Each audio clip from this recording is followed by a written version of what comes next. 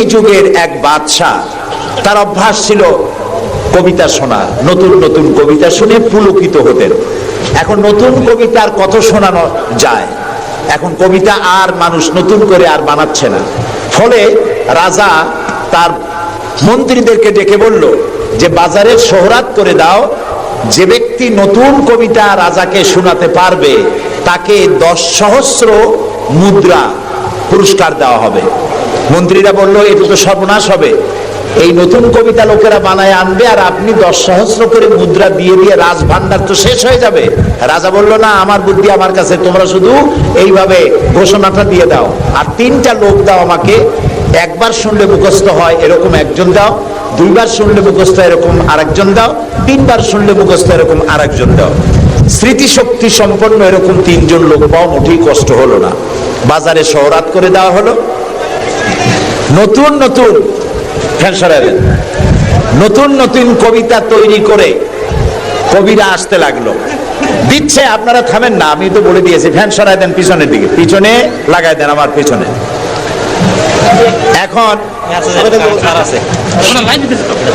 এখন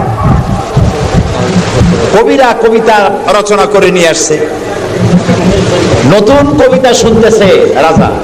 কবিতা শুনে শখ মিটাইয়া রাজা বলছে এটা কি একটা নতুন কবিতা হলো কবি, এটা তো আমি জানি। কবি কয়েছেন আপনি জানবেন কি করে, তো আমি তৈরি করেছি, কত হোমওয়ার্ক করে রাত জাগা কষ্ট করে এটা তৈরি করেছি, আর আপনি বলছেন আমি জানি।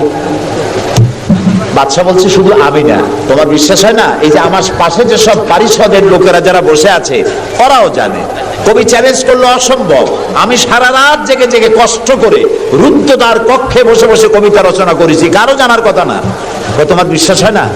ওই যে একবার শুনলে যার মুখস্থ হয় তার বললো তুমি শোনাও তো, সে দাঁড়ায় শোনাই দিল। 2বার শুনলে যার মুখস্থ হয় তার তো 2বার শোনা হয়ে গেছে, বললো তুমি শোনাও, সেও শোনাই দিল। 3বার শুনলে যার মুখস্থ হয় তার তো 3বার শোনা হয়েছে, বললো তুমি শোনাও তো, সেও শোনাই দিল। কবি বেচারা বেকুব হয়ে হেঁটে গেল। এরকম কবিদের কাছ থেকে নতুন নতুন কবিতা শুনে শখ মেটাতে মেটাতে এক চালাক কবি অবস্থাটা বুঝে ফেলেছে। সে বুঝে এক কবিতা তৈরি করে এনেছে, এনে বলছে জাহাপানা আমি এক কবিতা এনেছি। বললো না যে নতুন কবিতা এনেছি, কবিতা এনেছে। বাদশা বলল শোনাও। কবি কবিতা শোনালেন। তার কবিতার অর্থ ছিল এরকম যে হে রাজা, আপনার পিতা আর আমার পিতার সাথে ছিল গভীর বন্ধুত্ব। এই বন্ধুত্বের সূত্র ধরে আপনার পিতা আমার পিতার কাছ থেকে 10 সহস্র রৌপ্য মুদ্রা ধার করেছিলেন। চুক্তিপত্রে লেখা ছিল আপনার পিতা আর আমার পিতা মরে যাওয়ার পর আপনি আপনার পিতার উত্তরাধিকার সূত্রে আমার পিতার কাছে দেনা হিসাবে 10 সহস্র রৌপ্য মুদ্রা আমাকে পরিশোধ করবেন। বাদশা শুনিয়া চিন্তা করলো সর্বনাশ, আমি যদি বলি যেটা আমি জানি আর সাথের লোকেরাও জানে তাহলে তো সাক্ষী প্রমাণ হয়ে গেল, তাহলে তো 10 সহস্র মুদ্রা না রৌপ্য মুদ্রা দেওয়া লাগবে, কি সাংঘাতিক কথা। রাজা তখন বলল কবি এতদিনে নতুন একটা কবিতা তুমি আমারে শোনালে, যা আমিও জানি না আবার লোকেরাও জানে না। আমি এই গল্পটি আপনাদেরকে শোনালাম এজন্যে যে সেই যুগের লোকেরা যতটা পাগল, আহাম্মক, বেকুব আমরা মনে করি, এরকম বেকুব ছিল না, আহাম্মক ছিল না। তাদের শৌর্য ছিল, তারা স্বাধীন চেতা ছিল, বীরত্বগাথা ছিল তাদের। তারা কারোর অধীনতা স্বীকার করতো না, বুদ্ধি ছিল, প্রজ্ঞা ছিল, মেধা ছিল, সব ছিল। শুধু একটি জিনিসের অভাবে তারা চুরি করত, ডাকাতি করত, জেনা করত, ব্যভিচার করত, হত্যা করত, এগুলিকে কোনো অপরাধ মনে করত না। সেই জিনিসটির নাম ছিল ওহীর জ্ঞান। সেই জিনিসটির নাম ছিল কি?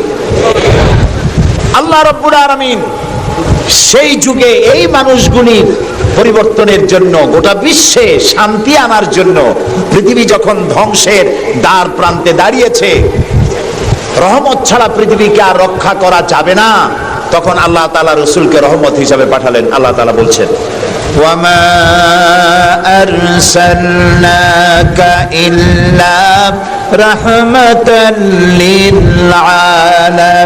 আলামিন।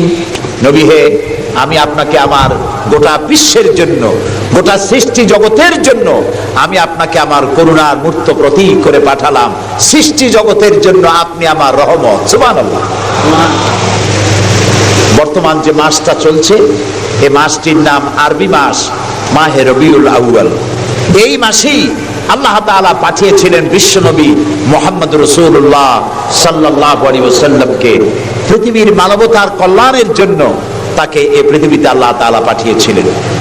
আল্লাহ তাআলা কোরআনে কারীমের মধ্যে বলছেন, সূরা আন-নাহল, আল্লাহ তাআলা বলছেন, وعلى الله قصد السبيل ومنها جائر ولو شاء لهداكم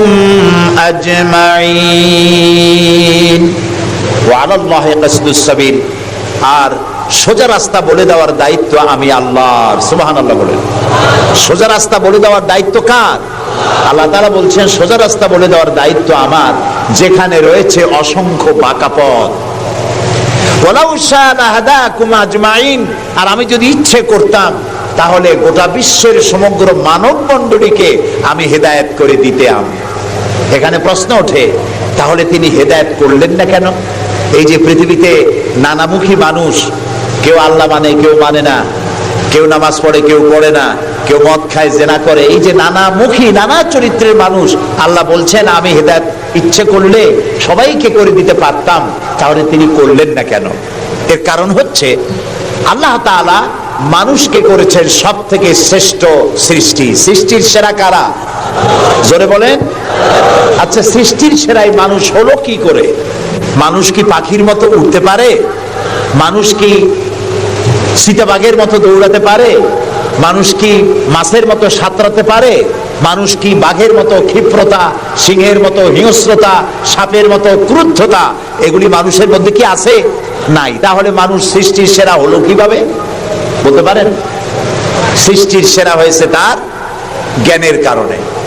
আল্লাহ তাআলা চাঁদ সূর্যকে যেভাবে বাধ্য করেছেন তার হুকুম মানার জন্য, আমাদেরকে আল্লাহ তাআলা এভাবে হুকুম মানতে বাধ্য করেন নাই। কোরআন শরীফে আল্লাহ তাআলা বলেছেন, ওয়ালাকাদ কাররামনা বনি আদম। আল্লাহ তাআলা বলেন, আদম সন্তানকে আমি সম্মানিত করেছি। চাঁদ, সূর্য, গ্রহ, নক্ষত্র, সৌররাজি, নবমণ্ডল, ভূমণ্ডল সবকিছু আল্লাহর আইন মানতে বাধ্য না বাধ্য নয়? আল্লাহ তাআলা কোরআনে কারীমে বলেছেন, আফাগায়রা দীনিল্লাহি ইয়াবগুন ওয়া লাহু আসলামা মান ফিস সামাওয়াতি ওয়াল আরদি তাওআন ওয়া কারহা। আফাগায়রা দীনিল্লাহি ইয়াবগুন, তোমরা কি আল্লাহর দেওয়া জীবন ব্যবস্থাকে ছেড়ে দিয়ে অন্যের তৈরি করা মতবাদ গ্রহণ করতে চাও? ওয়ালাহু আসলামা মান ফিস সামাওয়াতি ওয়াল আরদি, অথচ আকাশে যা আছে, জমিনে যা আছে সব কিছু তার আনুগত্যের মস্তককে আমার সামনে নত করে দিয়েছে। সুবহানাল্লাহ। চাঁদ এবং সূর্য, সূর্যের কোনো ক্ষমতা নাই। রাত এখন বাংলাদেশে 8:40, রাত। সূর্যের কোনো ক্ষমতা নাই এখন বাংলাদেশে সে উদিত হয়। রাতের অধিকারকে সূর্য ক্ষুণ্ণ করতে পারে না, সূর্যের অধিকারকে চন্দ্র ক্ষুণ্ণ করতে পারে না। লাশ-শামসু ইয়ামবাগি লাহা আন তুদরিকাল কামারা ওয়ালাল লাইলু সাবিকুন নাহার ওয়া কুল্লুন ফি ফালাকিন ইয়াসবাহুন। আকাশে জমিনে যা কিছু আছে সব আল্লাহর হুকুম মেনে চলছে, কেউ কাউকে অতিক্রম করতে পারে না। তাহলে আমরা বুঝলাম চাঁদ সূর্য হুকুম মানে কার? জোরে বলেন।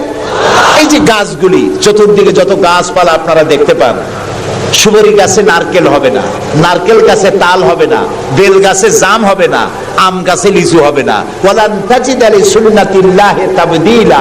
আল্লাহ তাআলা বলছেন আমার লব, নেচার, প্রকৃতির আইনের ভেতরে কোনো পরিবর্তন হবে না। আমার আইন তারা মানতে বাধ্য। কেবলমাত্র মানুষ, কেবলমাত্র মানুষ। আমি তোমাদেরকে সম্মানিত করেছি, সেই জন্য আমি তোমাকে আইন মানতে বাধ্য করি নাই। কোরআন শরীফে আল্লাহ পাক বলছেন, ইচ্ছে করলে কুফরি করতে পারো, ইচ্ছে করলে ঈমান আনতে পারো, ইচ্ছে করলে মুমিন হতে পারো, ইচ্ছা করলে কুফরিও করতে পারো। এটা তোমার ইচ্ছার উপরে ছেড়ে দিয়েছে। কারণ কাদ তাবায়্যানার রুশদু মিনাল গাই, হক আর বাতিল দুইটাকে আমি আলাদা করে দেখিয়ে দিয়েছি। আসহাবুল ইয়ামিন, আসহাবুশ শিমাল, ডানপন্থী আর বামপন্থী দুইটা দল আমি দেখাই দিয়েছি। ডান দিকে, আর এটা বোঝার জন্য বিবেক দিয়েছি। কি দিয়েছি বলেন? বিবেক। বিবেক আছে আমাদের? আছে কিনা? বিবেক দিয়েছি বোঝার জন্য। ডান দিকে যারা যাবে, এই ডান দিকের নেতৃত্ব দিবে নবীরা, আর নবীরা ডানপন্থীদেরকে সাথে নিয়ে চলে যাবে কোথায়? আল্লাহর জান্নাতে। আর যারা বামপন্থী, তাদের নেতৃত্ব দেবে শয়তান। কে দেবে নেতৃত্ব? আমি বুঝি না মুসলমানেরা কেমনে বামপন্থী হয়। আমাদের দেশে কিছু মুসলমান আছে নামধারী, নাম মুসলমানের, কিন্তু নিজেদের পরিচয় দেয় তারা বামপন্থী। আছেন এরকম? এই সমস্ত বামপন্থীদের নেতৃত্ব দিবে শয়তান, আর এদেরকে নিয়ে শয়তান তাদেরকে নিয়ে যাবে কোথায়?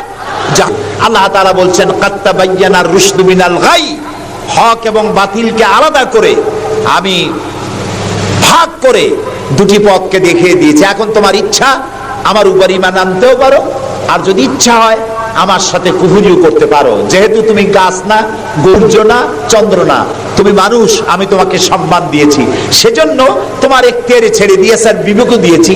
এই বিবেক দিয়ে তুমি বুঝতে পারবা পথ কোনটা। আল্লাহ বলছেন আমার দায়িত্ব হলো ওয়া আলাল্লাহি কাসদুস সাবিল, সোজা রাস্তা বলে দেওয়ার দায়িত্ব আমার। সুবহানাল্লাহ, আমি বলে দিয়েছি সোজা রাস্তা কোনটি। আল্লাহ তাআলা বলেন সূরা ইব্রাহিমের মধ্যে আলিফ লাম রা কিতাবুন আনজালনাহু ইলাইকা লিতুখরিজান নাসা মিনাজ যুলুমাতি ইলান নূর। আল্লাহ তাআলা বলেন হে নবী, আমি আপনার উপর একখানা কিতাব অবতীর্ণ করলাম। এটা একটি কিতাব নাজিল করলাম এই জন্য লিতুখরিজান নাসা মিনাজ যুলুমাতি ইলান নূর, যাতে করে আপনি মানব মণ্ডলীকে অন্ধকার সমূহ থেকে আলোর দিকে নিয়ে আসতে পারেন। লক্ষ্য করুন কথা আল্লাহ, আমি কার কথা শোনাচ্ছি? অন্ধকার সমূহ থেকে আলোর দিকে নিয়ে আসতে পারেন। ওলামারা যারা আলেম তারা বুঝবেন, কোরআন শরীফে আল্লাহ তাআলা অন্ধকারের কথা যত জায়গায় বলেছেন বহু বচনে বলেছেন, এক বচনে বলেন নাই। আর আলোর কথা যখন বলেছেন তখন এক বচনে বলেছেন, বহু বচনে বলেন নাই। নূরের বহু বচন হলো আনোয়ার, এই শব্দটি কোরআন শরীফের মধ্যে নাই। আল্লাহ এখানে কি বলছেন? আমি আপনার উপরে কিতাব অবতীর্ণ করলাম এই জন্য যাতে করে আপনি মানব মণ্ডলীকে অন্ধকার সমূহ থেকে আলোর দিকে আনতে পারেন। অন্ধকার সমূহ কি? অন্ধকার সমূহ হচ্ছে মানব রচিত যত মতবাদ, এ সবগুলো কি বলেন সবাই? অন্ধকার। আর ইসলাম হলো আলো। অন্ধকারের অনেক রূপ হয়, আলোর রূপ হয় মাত্র, বলেন কয়টা হয়?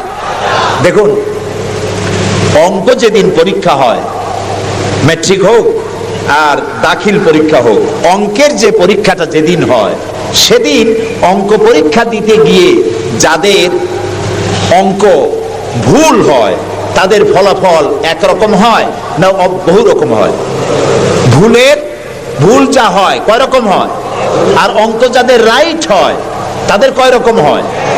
একরকম। তাহলে এর দ্বারা কি বোঝা যায়? সত্যের রূপ একটা আর ভুলের রূপ অনেকগুলো।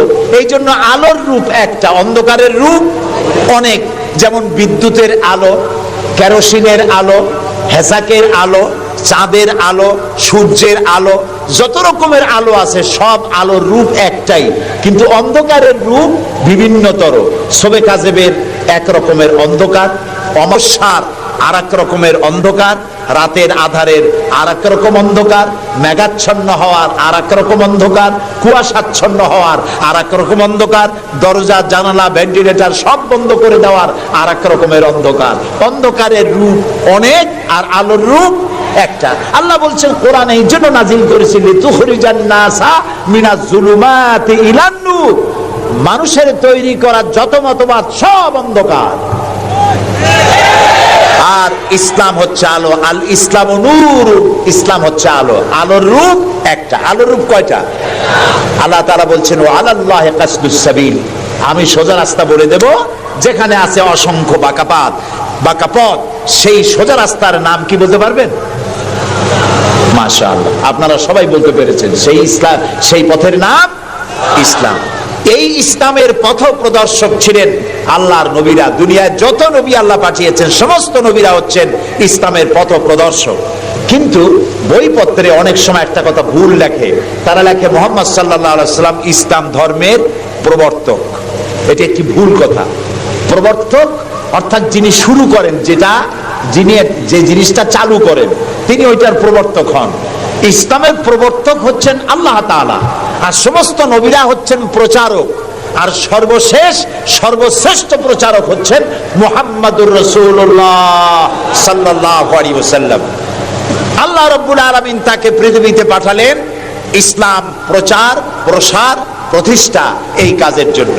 আল্লাহ তাআলা তাকে পাঠালেন এবং তাকে সর্বাধিক মর্যাদা দিলেন। এত বড় মর্যাদা আল্লাহ তাআলা পৃথিবীতে আর কারো দেন নাই। সুবহানাল্লাহ। কোরআনে কারীমের মধ্যে আমরা দেখতে পাই আল্লাহ রাব্বুল আলামিন যখনই কোন নবীকে ডাকার দরকার বোধ করেছেন, তিনি নাম ধরে ধরে রেখেছেন। তিনি বলেছেন ইয়া আদম, ইয়া জাকারিয়া, ইয়া ইব্রাহিম, ইয়া ঈসা, ইয়া মূসা। গোটা কোরআন শরীফ তন্ন তন্ন করে যদি তালাশ করা যায়, কোরআন শরীফের ভিতরে কোথাও ইয়া মুহাম্মদ এই শব্দটি, এই বাক্যটি কোথাও পাওয়া যাবে না। আল্লাহ তাআলা তার রাসূলকে মুহাম্মদ সাল্লাল্লাহু আলাইহি সাল্লামকে কোরআনে কারীমে কোথাও নাম ধরে ডাকেন নাই। কেন ডাকেন নাই? তাকে মর্যাদা দিয়েছেন। সুবহানাল্লাহ বলুন। আল্লাহ রাব্বুল আলামিন নিজে তো নাম ধরে ডাকেনি নাই, বরং কোরআনে কারীমে আল্লাহ রাব্বুল আলামিন বলেছেন, ও পৃথিবীর মানুষেরা, আমার নবীকে তোমরাও যেন পরস্পরকে যেভাবে নাম ধরে ডাকাডাকি করো, আমার নবীকে তোমরা সেভাবে নাম ধরে ডাকবে না। আল্লাহ নিষেধ করে দিয়েছেন। কোরআনে কারীমের মধ্যে আল্লাহ তাআলা তাকে নাম ধরে ডাকেন নাই এবং তার মর্যাদা সমস্ত নবীদের চাইতে বেশি দিয়েছেন। পৃথিবীতে যত নবী এলেন, সমস্ত নবীরা এসেছেন যার যার এলাকার উপরে ভিত্তি করে, ভাষার উপরে ভিত্তি করে, গোত্রের উপরে ভিত্তি করে। মুহাম্মদ সাল্লাল্লাহু আলাইহি সাল্লাম শুধু আরবি ভাষাভাষীদের নবী ছিলেন না, শুধুমাত্র মক্কার এবং মদিনার নবী ছিলেন না, তিনি বিশ্ব নবী। বলুন তো কি নবী? আল্লাহ রাব্বুল আলামিন কোরআনে কারীমের মধ্যে বলেছেন, কুল ইয়া আইয়ুহান নাসু ইন্নী রাসূলুল্লাহি ইলাইকুম জামিআ। আল্লাহ তাআলা বলেন, হে নবী আপনি বলুন, ও পৃথিবীর মানব মণ্ডলী, আমি আল্লাহর পক্ষ থেকে তোমাদের সকলের জন্য আমি রাসূল হয়ে এসেছি। কিয়ামত পর্যন্ত এই পৃথিবীতে যত মানুষ আসবে সমস্ত মানুষের জন্য। রাসূল বলেছেন শুধু মানুষের জিন নয়, আল্লাহর সমস্ত সৃষ্টি জগতের জন্য আল্লাহ তাআলা আমাকে রাসূল করে পাঠিয়েছেন। সুবহানাল্লাহ।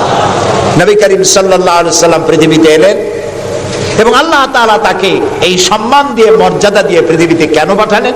সূরা ফাতহার মধ্যে আল্লাহ তাআলা বলছেন, هو الذي أرسل رسوله بالهدى ودين الحق ليظهره على الدين كله وكفى بالله شهيدا। আল্লাহ তাআলা বলেন যে তিনি আল্লাহ, যিনি তার রাসূলকে দ্বীনে হক আর সত্যের বিধান সহকারে পৃথিবীতে পাঠিয়েছেন। কেন? লিইউযহিরাহু আলা দ্বীনি কুল্লিহি, যাতে করে তিনি মানুষের তৈরি করা সকল মতবাদের উপরে ইসলামকে বিজয়ী করে দিতে পারেন। এই জন্য আল্লাহ তাআলা রাসূলকে এই পৃথিবীতে পাঠিয়েছেন। সুবহানাল্লাহ। রাসূলুল্লাহ পৃথিবীতে আসলেন এবং তিনি চরিত্র দিয়ে, যুদ্ধ করে নয়, ইসলাম প্রচার করেছেন কি দিয়ে বলেন? তরবারি দিয়ে নয়। ইসলাম মানে শান্তি, শান্তির ধর্ম। ইসলাম কিসের ধর্ম? শান্তির ধর্ম। মুসলমান কারা? যারা শান্তি প্রতিষ্ঠা করে তারাই। আর আল্লাহর এক নাম হচ্ছে সালাম। আল্লাহর এক নাম কি বলেন সবাই? সালাম। আল্লাহর নাম শান্তি, ইসলাম শান্তি, মুসলমানেরা চায় শান্তি। সেই শান্তি প্রতিষ্ঠার জন্য মুহাম্মদ সাল্লাল্লাহু আলাইহি সাল্লাম তরবারি দিয়ে ইসলাম আনেন নাই, তিনি ইসলাম এনেছেন তার অনুপম চরিত্র মাধুর্য দিয়ে, ব্যবহার দিয়ে, দিন প্রচার করে তার মাধ্যমে জনগণকে ইসলামের মধ্যে এনেছেন। কথা উঠতে পারে তাহলে যুদ্ধগুলো হলো কেন? বদর, ওহদ, হুনাইন, তাবুক, এগুলো ইয়ারমুক, কেন এই যুদ্ধগুলো হলো? এসব যুদ্ধ ছিল ডিফেন্সিভ। পৃথিবীর কোন ঐতিহাসিক ঐতিহাসিক কোন ব্যক্তি বলতে পারবে না যে মুহাম্মদ সাল্লাল্লাহু আলাইহি সাল্লাম সর্বপ্রথম আক্রমণকারী হয়েছেন কোন যুদ্ধে। বলতে পারবে কেউ? বলতে পারবে? তিনি তা করেননি। যখন আক্রান্ত হয়েছেন তখন তিনি প্রতিরক্ষামূলক যুদ্ধ করেছেন, আক্রমণাত্মক যুদ্ধ রাসূলুল্লাহ তার জীবনেও করেননি। সুবহানাল্লাহ। চরিত্র দিয়ে তিনি দুনিয়াকে বিজয় করেছেন। পৃথিবীতে যত নেতা আছে সমস্ত নেতাদের চরিত্র তো দুই রকম হয়। নেতাদের চরিত্র কয় রকম হয়? দুই রকম। একটা হয় পার্সোনাল ক্যারেক্টার, আর একটা হয় পাবলিক ক্যারেক্টার। একটা হয় জনগণকে দেখানোর, আর একটা হয় ব্যক্তিগত। রাসূলুল্লাহর চরিত্র এরকম দুই রকম ছিল না। একটু মাথা খাটায় চিন্তা করেন, পৃথিবীতে কোন নেতা আছেন যিনি জনগণের সামনে দাঁড়িয়ে বলতে পারবেন আমি ছাত্র জীবনে যা করেছি, যৌবনে যা করেছি, রাজনৈতিক নেতা হিসাবে গোপনে গোপনে যা করি, এই সব কথাগুলি মানুষের কাছে, আমার দলের কাছে, দেশবাসীর কাছে খুলে বলে দাও, এরকম বলতে পারবে কেউ? একজনও পারবে না। যদি বলে তাহলে সব সর্বনাশ। এই পৃথিবীতে একমাত্র নেতা জনাবে মুহাম্মদুর রাসূলুল্লাহ সাল্লাল্লাহু আলাইহি ওয়াসাল্লাম। তিনি বলেছেন, ও আমার সাহাবীরা, ও আমার স্ত্রীরা, দিনের আলোতে আর রাতের আধারে আমার ভিতরে তোমরা যে আচরণ আমার দেখতে পাও, আমার ওঠা বসা, আমার চলাফেরা, আমার আচার আচরণ, যা কিছু আমার ভিতরে দেখতে পাও সবগুলি খুলে খুলে মানুষের সামনে বলে দাও। সুবহানাল্লাহ।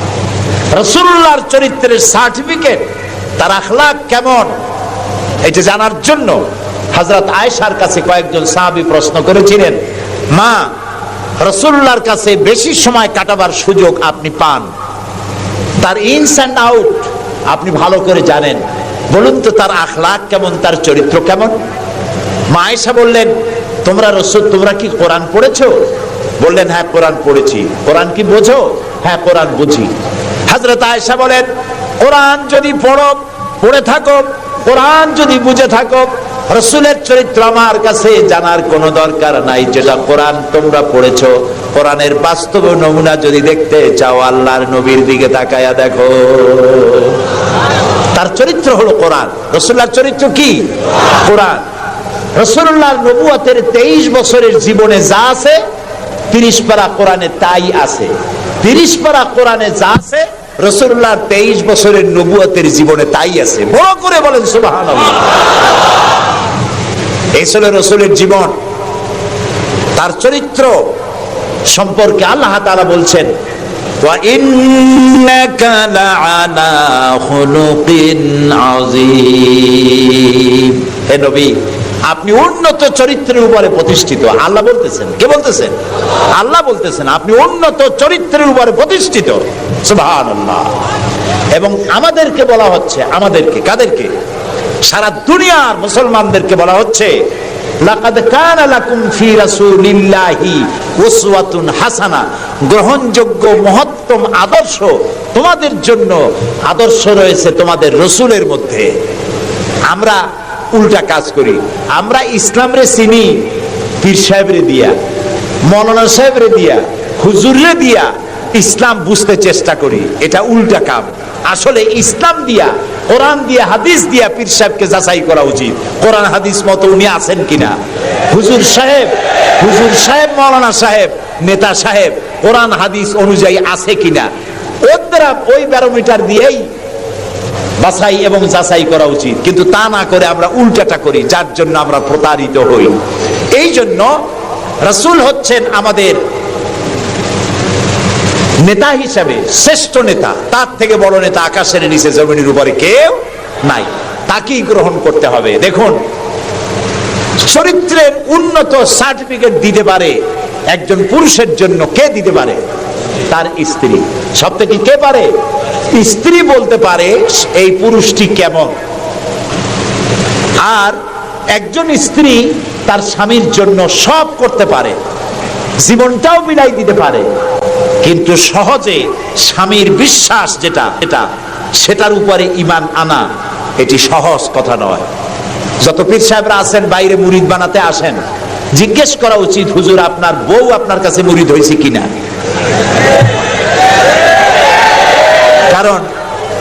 কারণ বউ জানে, বাইরে এসে যতই হুজুর অনেক কিছু নামের আগে মিসবাহুল আরিফিন, সিরাজুস সালিকিন, তারপরে কি কুতুবে রব্বানি, গাউসে সামদানি, আশেকে পান্দান, সিয়াহে দান্দান, এই যতই বলা হোক না কেন, কিন্তু আসলে উনি কি ওনার বউ চাইতে কেউ ভালো জানে না। এটা ঠিক কিনা? বউ ঈমান আনছে কিনা, মুরিদ হইছে কিনা, ওইটা দেখা দরকার। ড্রাইভারকে জিজ্ঞেস করা দরকার আপনার হুজুর কেমন, ড্রাইভার বলতে পারবে। ওনার সাথে খাদেমদেরকে একান্তে জিজ্ঞেস করা দরকার হুজুর কেমন, ওনারা বলতে পারবেন। দেখুন, এই পৃথিবীতে নবী করিম সাল্লাল্লাহু আলাইহি সাল্লাম যখন ওহী পেলেন, দ্বিতীয় ওহী ছিল ওয়ানজির আশিরাতাকাল আকরাবিন, নিকটবর্তী লোকদেরকে এবার দ্বীনের দাওয়াত দেন। এই সর্বপ্রথম দাওয়াতের জন্য আল্লাহ তাআলা বললেন, আল্লাহর প্রতি, জাহান্নামের প্রতি ভয় দেখান, সতর্ক করুন মানুষদেরকে। সর্বপ্রথম তিনি মনে করলেন নিকটবর্তীদেরকে দাওয়াত দিতে আল্লাহ বলেছেন আগে। তামার নিকটবর্তী খাদিজার চাইতে তো কেউ নাই। খাদিজার কাছে গিয়েই রাসূলুল্লাহ দাওয়াত দিলেন। দাওয়াতটা কি? বললেন, খাদিজা, এই যে চোখে দেখা লাত, মানাত, উজ্জা, হুবাল, এর একটাও খোদা না, এগুলো বেহুদা। এগুলা কিছু বানাইতে পারে না, কেউ রে সাহায্য করতে পারে না, এমনকি নিজেকেও বিপদ থেকে রক্ষা করার কোন শক্তি ওদের নাই। এক অদেখা আল্লাহ আছেন, যিনি ছাড়া কোনো ইলাহ নাই। তোমাকে আমাকে তিনিই সৃষ্টি করেছেন, তাকে আল্লাহ হিসাবে মানো, যারা দেখা যায় না। আর আমি সেই আল্লাহর শেষ নবী, আমাকে নবী হিসাবে মানো। কত বড় কঠিন কথা, কত বড় কঠিন কথা। প্রিয় ভাই সব, পর্দার আড়ালের মা বোনেরা, লক্ষ্য করুন, হযরতে খাদিজাতুল কুবরা রাদিয়াল্লাহু তাআলা আনহা 40 বছরের বয়সের সময় মুহাম্মদ সাল্লাল্লাহু আলাইহি সাল্লামকে বিয়ে করেছিলেন। তখন তার বয়স 25 বছর। আর আজ 40 বছর বয়সে নবীজি নবুয়ত পেয়েছেন। 15টি বছর সময় পেয়েছেন রাসূলকে কাছে থেকে দেখার। হযরতে খাদিজা যখনই দ্বীনের দাওয়াত পেলেন, অদেখা আল্লাহকে বিশ্বাস করতে হবে, মুহাম্মদ সাল্লাল্লাহু আলাইহি সাল্লামের নবুয়ত মানতে হবে, এই প্রশ্ন যখন সামনে এলো, হযরতে খাদিজা কোনো প্রশ্ন তোলেন নাই, এক মুহূর্ত দেরিও করেন নাই, সঙ্গে সঙ্গে পড়ে নিয়েছেন লা ইলাহা ইল্লাল্লাহু মুহাম্মাদুর রাসূলুল্লাহ। হযরত খাদিজা বললেন আবুল কাসেম। তিনি মুহাম্মদ সাল্লাল্লাহু আলাইহি সাল্লামকে আবুল কাসেম বলে ডাকতেন, হে কাসেমের পিতা, হে কাসেমের পিতা। আমি ঈমান আনলাম আল্লাহর উপরে, যারে কোনোদিন দেখি নাই। আমি ঈমান আনলাম আপনার প্রতি, সেই আল্লাহর আপনি প্রেরিত রাসূল, নবী হিসেবে মেনে নিলাম। কারণ বিগত 15টি বছর আপনার সাথে থেকে আপনার মধ্যে যে আচরণ দেখেছি, এই আচরণ কোন সাধারণ মানুষের হতে পারে না। আপনি অবশ্যই আল্লাহর নবী, আমার কোনো সন্দেহ নাই। রাসূলুল্লাহ যা করেছেন, চারিত্রিক বিপ্লব করেছেন। তার কৈশোর, তার যৌবন ওই জনগণের মধ্যেই হয়েছে। আল্লাহ তাআলা সিরিয়া থেকে নবী এনে মক্কায় চাপায় দেন নাই, মিশর থেকে নবী এনে মক্কার উপরে চাপায় দেন নাই। ওই সমাজেই তিল তিল করে তিনি বড় হয়েছেন মানুষের মাঝে। আর মানুষেরা এক পর্যায়ে মুহাম্মদ এই নামটা ভুলিয়ে গেল, তাকে ডাকা শুরু করলো আল আমিন বলে। সুবহানাল্লাহ। এটা নবুয়ত পাওয়ার অনেক আগে তাকে ডাকতো আল আমিন। বিপদে পড়লে বলতো চলো আল আমিনের কাছে যাই, ঝগড়া হলে বলতো চলো আল আমিনের কাছে যাই, আমানত রাখতে হবে, চলো আল আমিনের কাছে যাই। তার নামই লোকেরা ভুলে গেল। এক পর্যায়ে নাম প্রচারিত হলো আল আমিন, মানে কি? বিশ্বাসী। তিনি নিজেকে তিল তিল করে গড়েছেন, আল্লাহ তাআলা গড়ে তুলেছেন তাকে। হযরতে খাদিজা তার প্রতি ঈমান আনলেন। রাসূলুল্লাহ দাওয়াত দিলেন তার বন্ধু, যার সাথে তার বন্ধুত্ব ছিল 20 বছরের, হযরতে সাইয়েদুনা আবু বকর রাদিয়াল্লাহু তাআলা আনহু, 20 বছরের বন্ধু। হযরত আবু বকরের কাছে রাসূলুল্লাহ যখন দাওয়াত দিলেন যে আমি আল্লাহর রাসূল, আমার উপর ঈমান আনো, এক আল্লাহর উপর ঈমান আনো, হযরত আবু বকরও এক মুহূর্ত দেরি করেন নাই, বলেছেন আপনি অবশ্যই আল্লাহর নবী, আমার তো কোনো সন্দেহ নাই এর মধ্যে। সুবহানাল্লাহ। রাসূল পাক সাল্লাল্লাহু আলাইহি সাল্লাম এই মক্কি জিন্দেগিতে মানুষদেরকে তৈরি করলেন আল্লাহর ইচ্ছা মাফিক। তিনি দাওয়াত দিলেন একটি, তিনি বললেন ইয়া আইয়ুহান নাস কুলু লা ইলাহা ইল্লাল্লাহ তুফলিহু, হে মানব সকল পড়ো তোমরা লা ইলাহা ইল্লাল্লাহ, জোরে পড়েন লা ইলাহা ইল্লাল্লাহ, লা ইলাহা ইল্লাল্লাহ। একথা ঘোষণা করে দাও, কোনো ইলাহ নাই, কোনো আইনদাতা নাই, বিধানদাতা নাই, শাসনকর্তা নাই, কেউ নাই ইল্লাল্লাহ, আল্লাহ ছাড়া। এই দাওয়াত যখন তিনি দিলেন, যেই সমাজের লোকেরা তাকে আলামিন বলতো, সেই লোকেরা ফুলের মালা নিয়ে দৌড়ে আসতো নাকি? তারা পাথর নিয়ে ছুটে এলো, কারণ তারা বুঝতো লা ইলাহা ইল্লাল্লাহর মানে কি। লা ইলাহা ইল্লাল্লাহর মানে শুধু কোনো ইলাহ নাই আল্লাহ ছাড়া, মুহাম্মদ সাল্লাল্লাহু আলাইহি ওয়াসাল্লাম আল্লাহর প্রেরিত রাসূল, এই কথাটুকু যদি শুধু হইতো তাহলে মার খাওয়া লাগতো না। রাসূলুল্লাহ মার খান নাই, মুসা আলাইহিস সালাম মার খান নাই, ইব্রাহিম আলাইহিস সালাম খান নাই, এমন কোন নবী নাই। তিনজন নবী ছাড়া, কয়জন নবী ছাড়া? তিনজন নবী ছাড়া মার খান নাই, দেশান্তরিত হন নাই, গালিগালাজ শোনেন নাই, ঠাট্টা বিদ্রুপ শোনেন নাই, এমন কোন নবী নাই। কয়জন নবী বাদে? তিনজন। একজনকে আদম আলাইহিস সালাম, সে সময় কোনো মানুষই নাই, কাজেই তারে বিরক্ত করবে কে? আর ছিলেন নূহ আলাইহিস সালাম, প্রথমে বাধা পাইলেন, পরে যখন বন্যা হয়ে গেল, সব যখন মরে গেল, তখন আর তারে বাধা দেওয়ার মতো কেউ ছিল না। আর একজন ছিলেন হযরত সুলাইমান আলাইহিস সালাম। হযরত সুলাইমানকে আল্লাহ সারা পৃথিবীর রাজত্ব তার হাতের মুঠায় দিয়ে দিয়েছিলেন, সেই জন্য তার বিরোধিতাকারী কেউ ছিল না। এই তিনজন বাদে ইয়া হাসরাতান আলাল ইবাদ, বান্দার উপর আফসোস, এমন একজন নবী রাসূল পাঠাই নাই যার সাথে সমকালীন যুগের লোকেরা ঠাট্টা করে নাই, বিদ্রুপ করে নাই, মারধর করে নাই, সবাই করেছে। কারণটা কি? কারণ কি? কারণ হলো লা ইলাহা ইল্লাল্লাহর মতো বিপ্লবাত্মক রিভলিউশন সৃষ্টিকারী কথা আকাশের নিচে জমিনের উপরে আর নাই। মানে কি? মানে হচ্ছে লা ইলাহা, কোন ইলাহা নাই, কোন আইনদাতা নাই, কোন বিধানদাতা নাই, কোন শাসনকর্তা নাই, কোন হায়াত আর মওতের মালিক কেউ নাই ইল্লাল্লাহ, আল্লাহ ছাড়া। এটি বিপ্লব সৃষ্টিকারী কথা। এই কথা যখন হযরত মূসা আলাইহিস সালাম বলেছিলেন ফেরাউনের সামনে, ফেরাউন তখন বলল মা আলিমতু লাকুম মিন ইলাহিন গায়রি, আমি তো জানি না যে আমি ছাড়া আরো কোন ইলাহ আছে, তুমি এক নতুন দাওয়াত নিয়ে আসছো। আনা রাব্বুকুমুল আলা, আমি তো বড় খোদা, আমি তো বড় ইলাহ। আমি এই গত 6 তারিখে মিশর সফর করেছিলাম, আমার জীবনের প্রথম এই মিশর সফর। উদ্দেশ্য ছিল মূসা আলাইহিস সালামের দেশ দেখা, ফেরাউনের দেশ দেখা। সেখানে ফেরাউনকেও অবশেষে দেখে এলাম। ফেরাউন মরে গেছে, কিন্তু তার দেহটাকে আল্লাহ তাআলা রেখে দিয়েছেন। আল্লাহ তাআলা তারে বলেছিলেন যে জায়গায়, যে দরিয়ায় তাকে ডুবানো হয়েছে, সেই বাহার, সেই সমুদ্রও দেখে এসেছি। যেখানে আল্লাহ তাআলা মূসা আলাইহিস সালামের সঙ্গে কথা বলেছেন, সে জায়গাও যাওয়ার তৌফিক আল্লাহ তাআলা দিয়েছেন, সে জায়গাও দেখে আসছি। ফেরাউন, তাকে দেখার জন্য মিউজিয়ামের মধ্যে ঢুকলাম। 40 পাউন্ড মিশরীয় মুদ্রা, 40 পাউন্ড লাগলো। এরপরে ওর লাশ দেখার জন্য আরো 70 পাউন্ড লাগবে। পয়সা খরচ করে এই শয়তানটাকে দেখতে গেলাম। কারণ আল্লাহ তাআলা বলেছেন কুল সিরু ফিল আরদ ফানজুরু কাইফা কানা আকিবাতুল মুকাদ্দিবিন, ঘুরে বেড়াও, আমার পৃথিবী ভ্রমণ করো। আল্লাহ তাআলা বলছেন আমার পৃথিবী ভ্রমণ করো আর দেখো মহাসত্যের অস্বীকারীদের আমি কি পরিণতি করেছি, দেখে আসো। সুবহানাল্লাহ। আমি গিয়ে দেখলাম মিস্টার ফেরাউন শুয়ে আছে, গ্লাসের বক্সের মধ্যে কাপড় দিয়ে জড়ানো, গর্দানটা এরকম চিকন, এতটা লম্বা গর্দান, মুখের মধ্যে দাঁত একটা আছে, হাতে এবং পা, হাত পা বের করা, তাতে কিছু নখ টক আছে এবং মাথায় কিছু চুলও আছে। কয়েক হাজার বছর আগের লাশ। সে যখন ডুবতেছিল তখন বলতেছিল আমান্তু,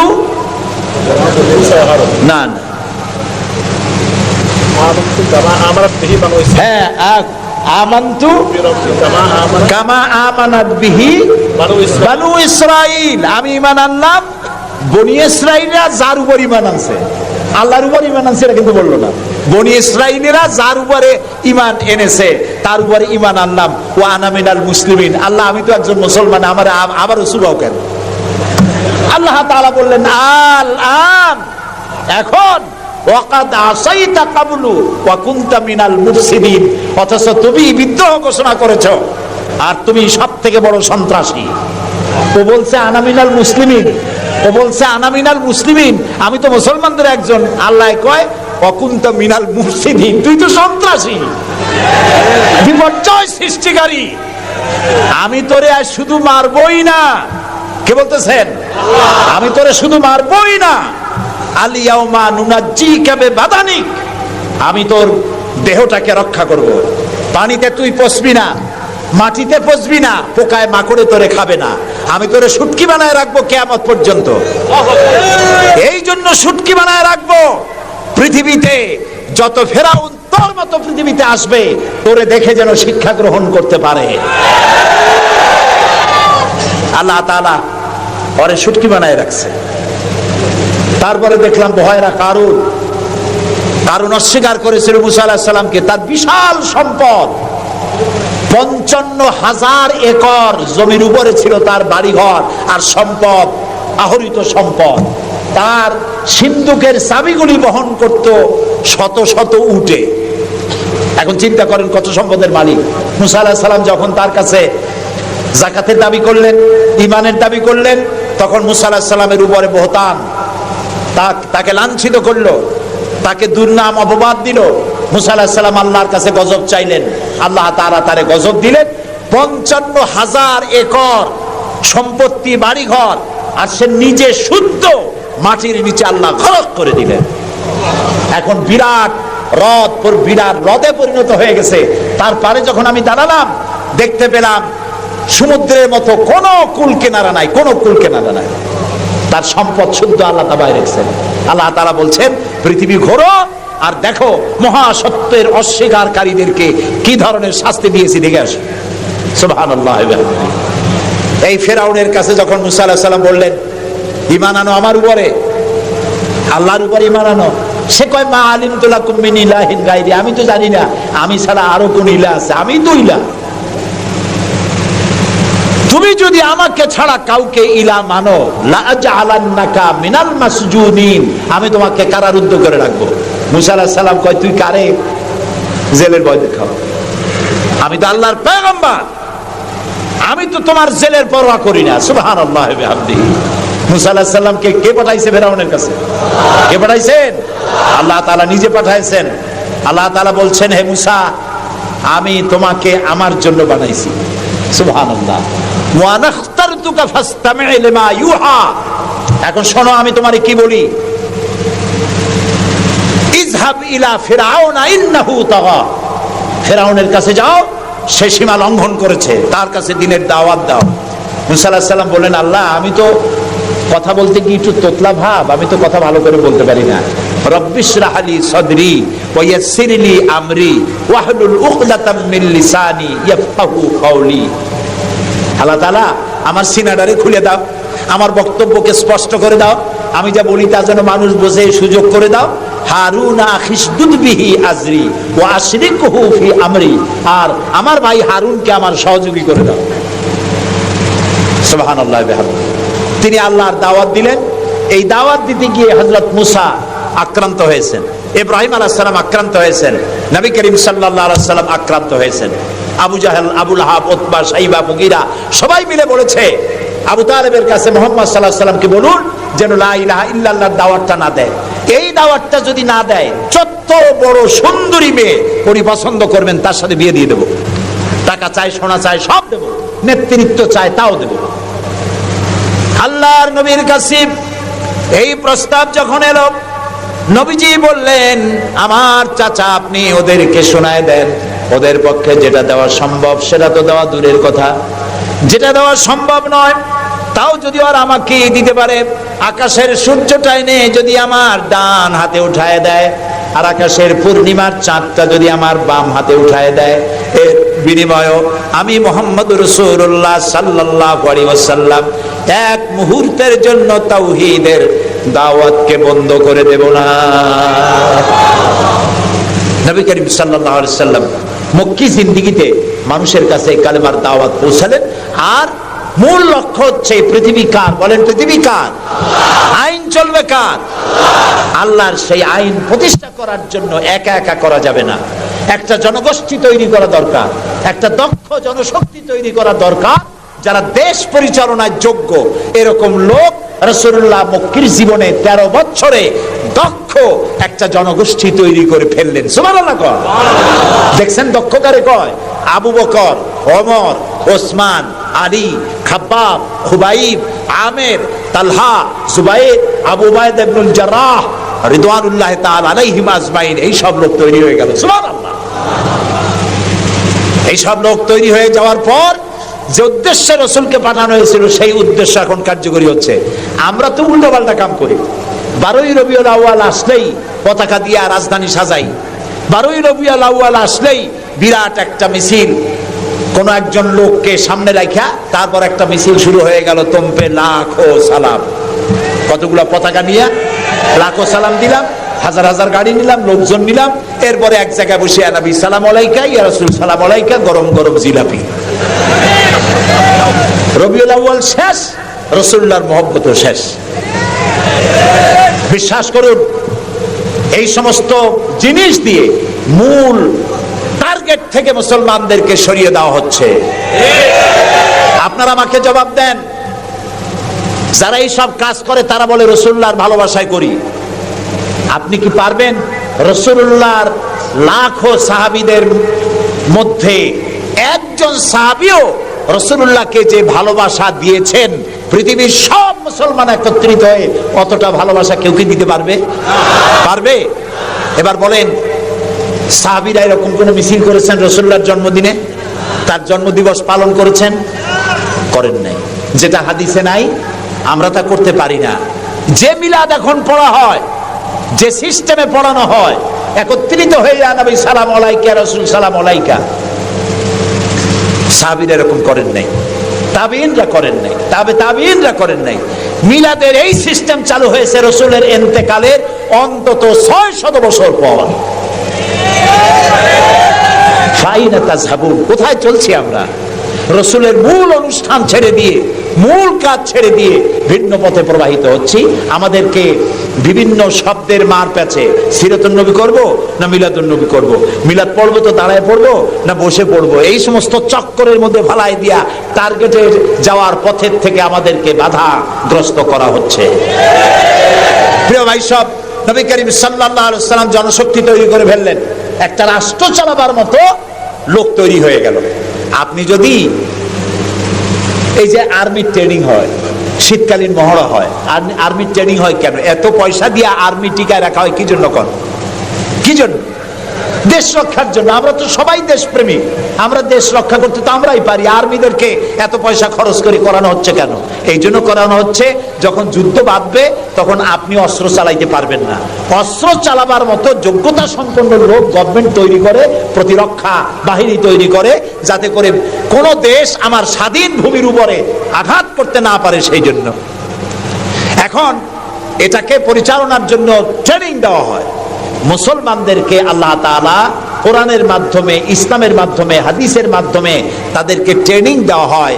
জমিন আল্লাহর, আইন চলবে আল্লাহ। আইনের ইমপ্লিমেন্টের জন্য, সে আইন প্রয়োগ করার জন্য দক্ষ যোগ্য জনশক্তি প্রয়োজন।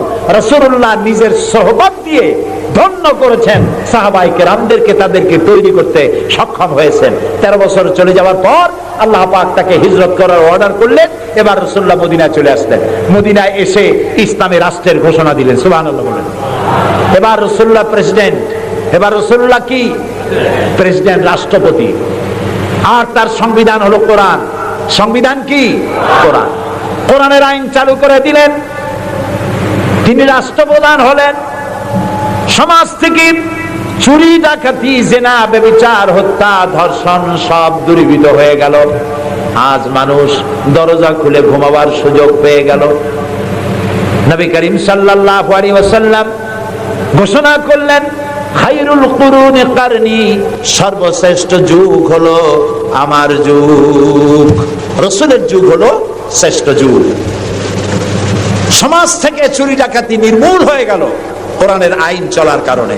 যারা বিরোধিতা করছিল তারাও দেখলো যে মুহাম্মদ সাল্লাল্লাহু আলাইহি ওয়াসাল্লামের সাথে আমরা খামোখাই বিরোধিতা করেছি, উনি তো আমাদের বিরোধী লোক না, উনি তো আমাদের ধর্মের বিরুদ্ধে লোক না, উনি তো দেশে আইন দিয়েছেন এমন যে আইনের মাধ্যমে মানুষ তার নিজের ধর্ম পালন করতে পারে, চুরি করে না, ডাকাতি করে না, মানুষ খাবার পায়, পড়ার পায়, থাকার পায়, সবকিছুর গ্যারান্টি পেয়েছে। আল্লাহ তাআলা তখন একটি সূরা নাজিল করলেন। আল্লাহ তাআলা সূরা নাসর নাজিল করলেন, ইযা জাআ নাসরুল্লাহি ওয়াল ফাত ওয়া রাআইতান নাসা ইয়াদখুলুনা ফি দীনিল্লাহি আফওয়াজা। আল্লাহ তাআলা বলেন, যখন আল্লাহর পক্ষ থেকে বিজয় আসবে, আল্লাহর সাহায্য যখন আসবে, তখন দেখতে পাবে দলে দলে লোকেরা ইসলামে প্রবেশ করছে। রাসূলুল্লাহর ইন্তেকালের সময় দেখা গেল আশেপাশে যত গোত্রে ছিল, এলাকা ছিল, সব পড়ে ফেলেছে লা ইলাহা ইল্লাল্লাহু মুহাম্মাদুর রাসূলুল্লাহ। কাফের বলতে আর কেউ ছিল না। শান্তি পেল, নিরাপত্তা পেল। ইসলাম শান্তি এবং নিরাপত্তা। এই শান্তি এবং নিরাপত্তার পথে মানুষ যাতে আর না আসতে পারে, সেই জন্য আজকের পৃথিবীর বৃহৎ শক্তি লেগেছে ইসলামকে ধ্বংস করার জন্য। আজ আমাদেরকে বলা হচ্ছে সন্ত্রাসী, মুসলমানদেরকে বলা হচ্ছে সন্ত্রাসী আর মৌলবাদ। আপনারা বলেন বাংলাদেশের মতো এত শান্তি আর কোথায় আছে বলেন? এই যে পয়লা বৈশাখ গেল, পয়লা বৈশাখী আনন্দ উদযাপন করার জন্য ঢাকা শহরে যা মানুষ নামলো, ইতিহাসে নাকি এত মানুষ কোনোদিন নামে নাই। পেটে বাচ্চা, কোলে বাচ্চা, ঘাড়ে বাচ্চা, এগুলো নিয়ে রাত 12টা 1টা পর্যন্ত রাস্তায় রাস্তায় হিন্দু মুসলমান দৌড়দৌড়ি করেছে। কোনো অশান্তি ছিল? এই প্রথমবারের মতো বাংলাদেশে গত 30 বছরের মধ্যে গত রমজানে রোজার পূজা একসাথে আসলো, ঠিক না? হিন্দুরা তাদের দুর্গা পূজা করতে পারছে? বলেন না পারছে কিনা? মুসলমানেরা রোজাও রাখতে পারছে, ওরা পূজাও করতে পেরেছে, ঠিক না ভাই? এবার বলেন, এই ফেনীতে আপনারা দুর্গা পূজার সময় কয়টা মূর্তির মাথা ভাঙছেন বলেন? ভাঙছেন? মন্দির ভেঙেছেন? কোন হিন্দু পিটাইয়া ভারতে পাঠাই দিয়েছেন?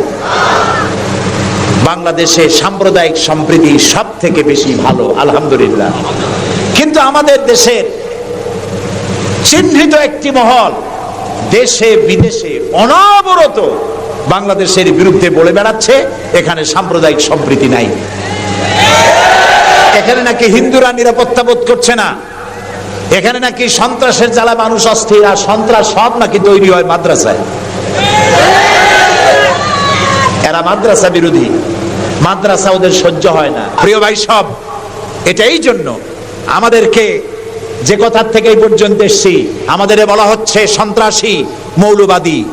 বাংলাদেশে সন্ত্রাসী এটি একটি গল্প, আন্তর্জাতিক সন্ত্রাসের সাথে বাংলাদেশের কোনো সম্পর্ক নাই, আলহামদুলিল্লাহ। আমরা আমেরিকাকে বলতে চাই, অভিশপ্ত ইহুদিরা প্রত্যেক দিন প্যালেস্টাইনি মুসলমানদেরকে হত্যা করছে, এটা কি সন্ত্রাসী তৎপরতা নয়? ইহুদিরা প্রতিদিন তাদের বুলডোজার দিয়ে ফিলিস্তিনের মুসলমানদের বাড়ি ঘর বুলডোজার দিয়ে মাটির সাথে গুড়িয়ে দিচ্ছে, এটা কি সন্ত্রাসী তৎপরতা নয়? সেই অভিশপ্ত ইহুদি জাতির প্রধানমন্ত্রী শ্যারন, তারে বুশ বলছেন তিনি নাকি শান্তির পায়রা। তা আমি বলেছি, শ্যারন যদি হয় শান্তির পায়রা, তাহলে পৃথিবীতে অশান্তির শকুনের নাম কি?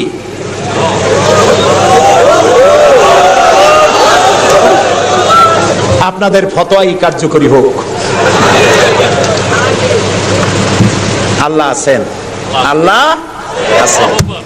ও তো ভালো, ফেরাউন ওর থেকে শক্তিশালী ছিল, নমরুদ ওর থেকে শক্তিশালী ছিল। ফেরাউনকে চুবাইয়া আল্লাহ শেষ করছে, নমরুদের জুতা দিয়ে পিটাই আল্লাহ বিদায় করে দিছে, ঠিক না? সে আল্লাহ আছে কিনা? জোরে বলেন, আছে। তবে ওয়া মাকারু ওয়া মাকারাল্লাহ ওয়াল্লাহু খায়রুল মাকিরিন। আল্লাহর কৌশল, আল্লাহ সবথেকে বড় কৌশলী।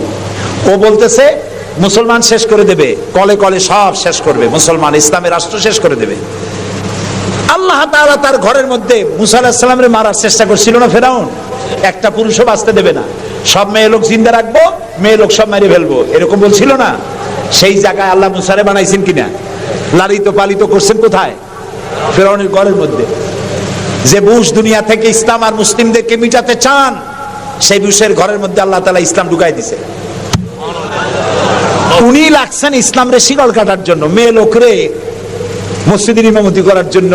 কারা কি করতেছে আমরা বুঝি, আমরা ভাত খাই। আমার জাতি মদ খাইয়া চোখ লাল করে না, আল্লাহর মেহেরবানি। তোমার জাতি করে। আমেরিকায় মেন্টাল হসপিটালে রুগী সব থেকে বেশি, পাগল বেশি দুনিয়ার সব জায়গায়।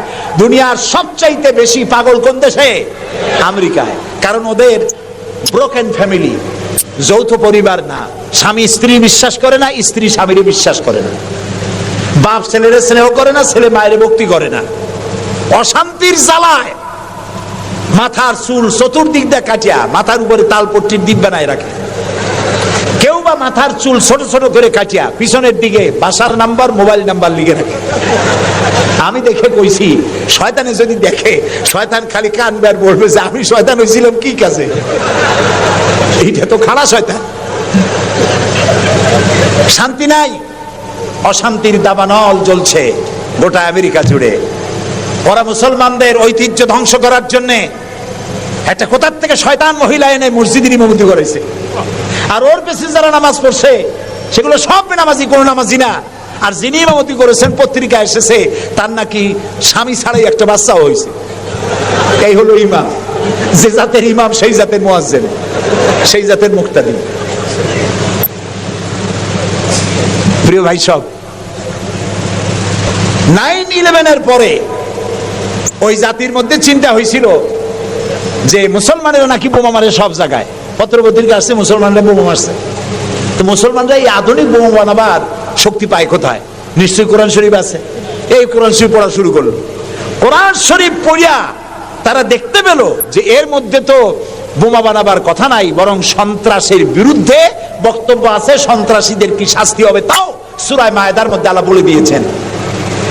এখন কোরআন শরীফ পড়ে পড়ে অবস্থা এই হয়েছে, প্রত্যেক বছর আমেরিকায় 20 থেকে 25 হাজার আমেরিকান সাদা খ্রিস্টান ইসলাম কবুল করে মুসলমান হয়ে যাচ্ছে। ঠেকাইতে পারবে না ইসলামকে। ইসলাম হলো সূর্যের মতো, এদিক দিয়ে ডুবে দেখা যায় পশ্চিম দিক দিয়ে ডুবে গেছে, আর বুঝি উঠবে না। সকালবেলা দেখে পূব দিক দিয়ে কি হয়েছে, উদিত হয়ে গেছে, আবার ওদিকে ডুবলো, এদিক দিয়ে উঠলো। ইসলামও এইরকম। মনে হয় ইরাকে ইসলাম শেষ, আফগানে শেষ হয়ে গেল, আল্লাহ তাআলা আবার ফিলিস্তিন দিয়ে উঠায় দেবে, বাংলাদেশ দিয়ে উঠায় দেবে, কাশ্মীর থেকে উঠায় দেবে। ইসলাম রে নিবাইতে পারবে না। ইউরিদুনা লিইউতফিউ নূরাল্লাহি বিআফওয়াহিহিম আল্লাহু মুতিম্মু নূরিহি। মুখের ফু দিয়ে ইসলামকে নিবানো যাবে না। এটা কার? ইসলাম কার? আল্লাহ তাআলা। সেই জন্য আমরা চাই ইসলামকে মানুষকে বুঝায়া, মানুষকে আস্তে আস্তে ইসলামের দিকে নিয়ে আসা। আল্লাহ তাআলা আমাদেরকে সেই তৌফিক দান করুন। আমরা বলি আমিন। সবাই বলি আমিন।